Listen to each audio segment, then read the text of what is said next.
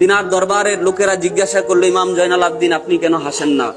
ইমাম জয়নাল আবদিন জবাব দিলেন যে আমি কারবালার ময়দানে যেই দৃশ্য দেখেছি, আমি দেখেছি ইমামে হুসাইন রাদিয়াল্লাহু তাআলা আনহুর মাথা কিভাবে ওই ইয়াজিদের সৈন্যরা তলোয়ারের আগার মধ্যে নিয়েছিল, তীরের আগার মধ্যে নিয়েছিল, বল্লমের আগার মধ্যে নিয়েছিল।